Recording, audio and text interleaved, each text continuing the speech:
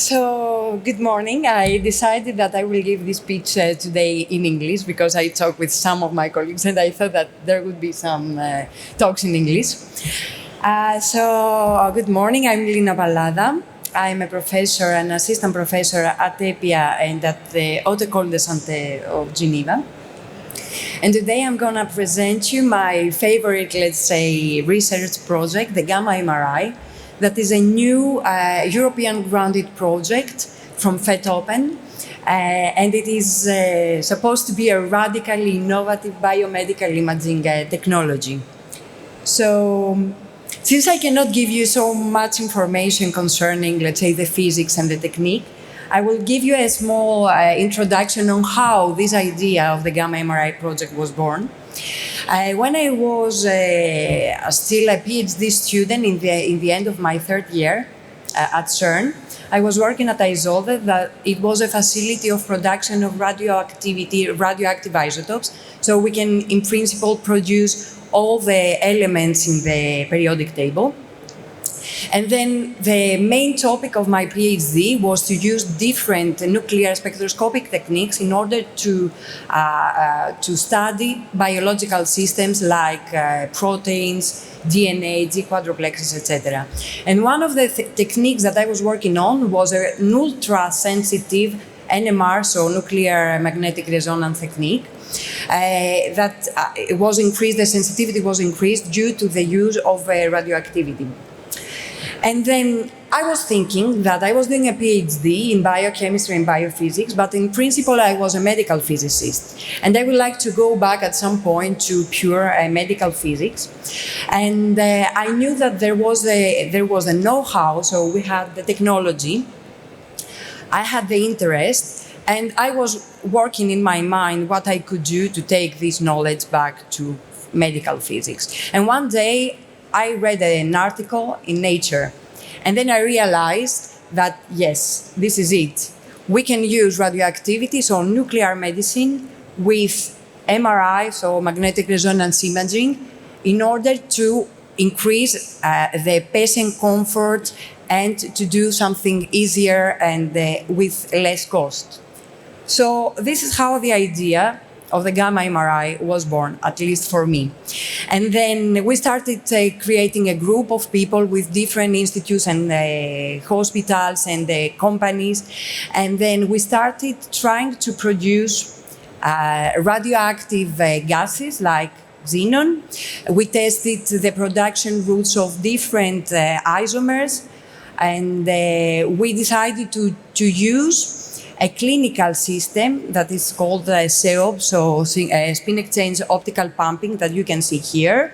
That very simply, it is consisted by a laser that irradiates our radioactivity, so our radioactive sample.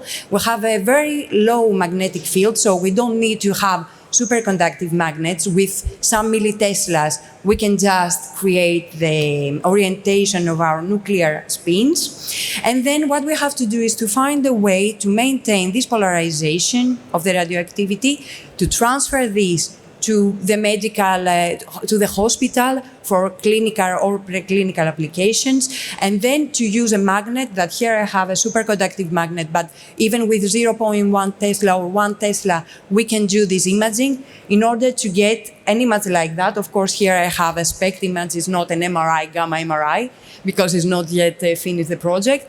But the idea is that to create a new technique that can actually combine the most positive parts of some techniques like the MRI, the high spatial resolution of the MRI, and the high sensitivity of the nuclear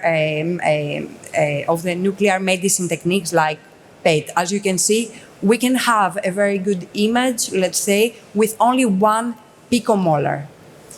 With the PET, while with the MRI we can go up to several micrometers of spatial resolution. And this is it. The idea is to have a very versatile, with high resolution MRI technique and increasing the sensitivity of this technique, lowering the patient dose and while increasing the patient comfort and while using simpler hardware. Because nowadays it's not only that we can make, okay, we have the ability of making a technique that is super expensive, and as you can understand with MRI at least, if you increase 1 Tesla, you increase 1 million of euros every time. And we reach the 20 Teslas, and we say that no, with 1 Tesla we can do the job, and we can do it better, and we can do it faster. So a few words about the Gamma Mri Principle. What we do is we use some radioactive isotopes or isomers. Here I put the decay schemes of 129M xenon and 131M xenon that we have already produced.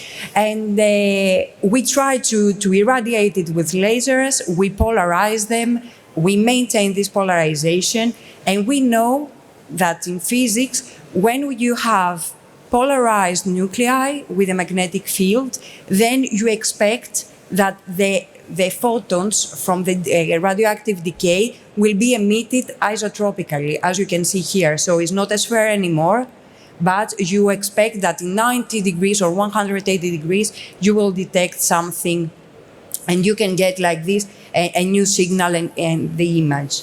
So as for the current status, as I told you in the beginning, this project is financed by the European Union. In 2020, we started the project in April 2021, so more or less 5 months.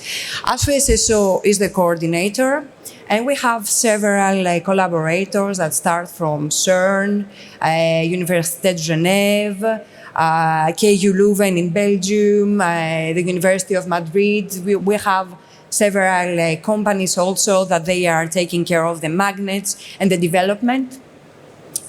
And what we are doing now at HEPIA is that we finished with the phase of the simulations of the 3D drawings. We started building our system, and actually this is the SEOP system, the spin exchange optical pumping system. We're waiting for the radioactivity to come from CERN, and we will start soon in next month to do our first test with the radioactivity. We have the gamma detector, so all these are kind of developments, let's say, that are done for the first time. And we hope that soon we'll have some results to show in the next pitch talk. So I would like to thank you for your attention, and to thank also my colleagues for this very nice project that we are working on.